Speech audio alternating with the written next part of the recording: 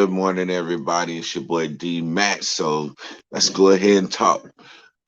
First and foremost, I want to give a shout out to Reverend Tony at Self Awareness TV. I want to give a shout out to my boy Phonics, said right the truth.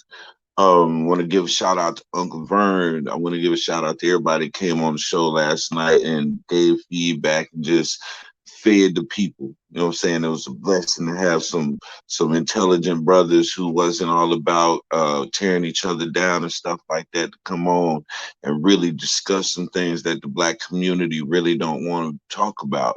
And so I enjoyed the conversation, man. Once again, to my brother Phonics and to Uncle Vern. Can't forget Uncle Vern and my boy Reverend Tony, man. I appreciate y'all brothers for coming through and making that show what it was last night.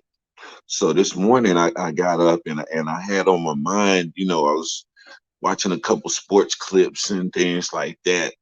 And I remember growing up playing sports, man. My coaches would always beat these slogans into my mind that no one man is bigger than the team, and there's no I in team, and just letting you know that teamwork make the dream work, and all of these different things to let you know that it's not about one person, especially when it takes more than one to get the job done.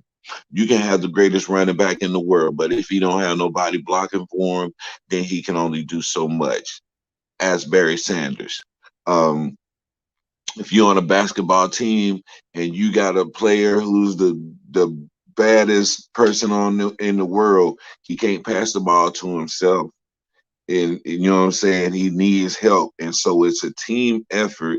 And my coaches always made sure that I knew that it was a team effort and anybody else on the team. And if we had a player who was better than everybody else, they would get a certain level of attention. They would get a certain level of different treatment, but they were never bigger than the team. And today I'm starting to find that we have players that are bigger than the team. And the world is showing these children that a player can be bigger than the team. And if you're good enough, then you're going to get this preferential treatment. The refs are not going to call certain fouls on people that you commit on people. They're going to call everything that's close to a foul that people do towards you, and you're going to be able to tell the coaches what to do, and you're going to be able to tell the GM what to do and get them fired if you don't like what they're talking about. All of these messages are being pushed to our children now. And so if we have children that are student athletes, our children are looking at this and they're saying, man, if I can get to that, if I can just be that good, I can do whatever I want. And so in their local high school or middle school or whatever little small area they come from, they're given that level of notoriety and popularity because of their level of skill in that local area.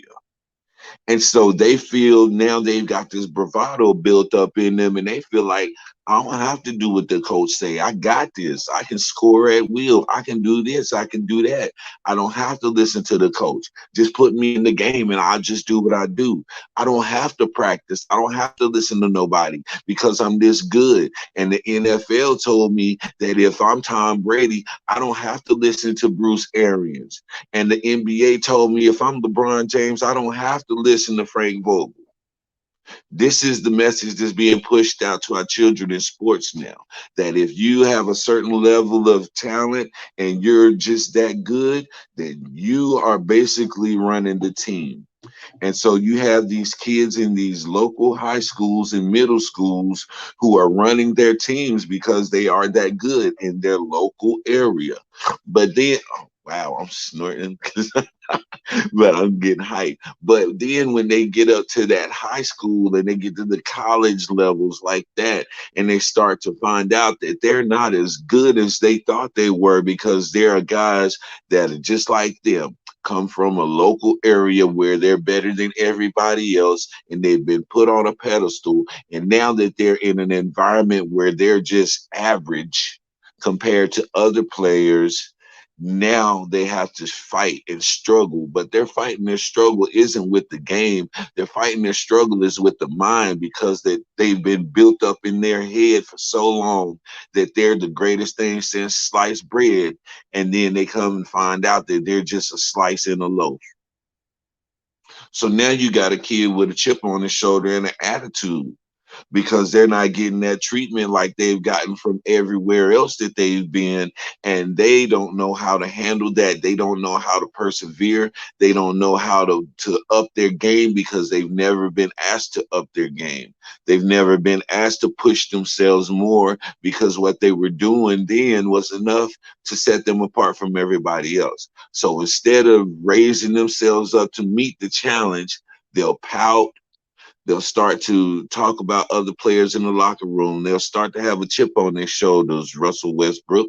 They'll start to do different types of things that agitates the team, and they'll break up the whole entire harmony or rhythm of the team, because they feel like, oh, I've arrived. And now with this attitude that I've been had all my life based on my level of performance and skill, y'all gonna have to treat me like everybody else. And these NBA teams are like, who are you? You ain't proved nothing to nobody. We have 10 of you on our roster. So take a seat on the bench and chill.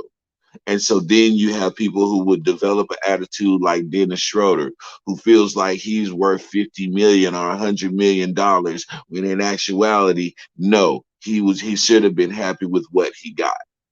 But see, these are the types of mindsets and types of attitudes that will be created uh whenever you fall into this trap of being given that favor as being the best player on the team, and not still following that concept of no one man is bigger than the team. LeBron can't do it by himself. Let the rest of them players sit down and let LeBron go out there by himself and play the game and see what happens. He'll get dusted, thrusted, and totally disgusted. Same thing with Tom Brady. Let Tom Brady go out there without an offensive line. See how many touchdowns he throws. You know what I'm saying? So for players like that to be able to say, no, I'm not staying out. I'm going in so Gronk can get his extra incentive, like that other quarterback couldn't have thrown him a 10-yard pass, couldn't have made a 5 or 10 yard completion to Gronk so he can get his money. It had to be Tom. And Tom wasn't going to listen to Bruce Arians, because Bruce Arians don't run nothing. When it comes to Tom Brady, and this is what coaches are finding out and coaches are having to deal with. They're having to deal with players that are, what's up, my brother? They're dealing with players who no one can tell anything, because they're the end all be all when it comes to what the team needs. So LeBron, he went and got all of these old fossils, stripped the whole entire young core of players that he had. And if you look at each one of those players that they got rid of, every one of those dudes is killing the game right now. They're killing the league right now. Kyle Kuzma is killing it in Washington. Montrezl Harrell is killing it. Let's not even talk about what Zoe is doing. You know what I'm saying? So instead of taking the time to develop these players and give them time to come into their own, no, I want it now. Because I'm LeBron James and I need to get these rings and I need to get solidify myself so that they won't be discussing me and Jordan and who's the greatest no more. So in order for me to do that, I can't wait. I don't have no time to develop no young players. I want somebody who can get the championship now. And he went and got all these old fossils. No disrespect, because I love Carmelo Anthony to death. But Melo, it's time to be like tutoring these young dudes, man. You know what I'm saying? Getting these young dudes right. Same thing with Rondo, same thing with Dwight Howard. Street clothes, we ain't even gonna talk about street clothes. Davis, he the youngest dude on the team, but the most hurt dude. We need to wrap him in some bubble wrap, but that's neither here nor there. But that's a good point because I want to bring up AD because when AD played in New Orleans, man, AD was the same hurt AD that he is now. The only difference between AD then and AD now is that AD played for a different team and AD got married. But AD was hurt when he was with the Pelicans, and they traded all of those great players for this old broke down dude, street clothes. And now they got street clothes, and street clothes is doing what street clothes do. And now they're talking about trading him. But they don't want to give that man no time to get himself together and develop and build his body up. If they really cared about him, then they would put him on a regimen to build him up to where he don't break every single time he jump. But that's not what LeBron wants. And so it's all about what LeBron wants, not about what the team wants. And that's why they're suffering and struggling now. There's never going to be a great team that doesn't have harmony with each other. Never. You're never going to see it. And so, for this concept and this mindset to be pushed onto our children when we see these players like Tom Brady who gets preferential treatment and gets whatever he wants, he the one who wanted Antonio Brown.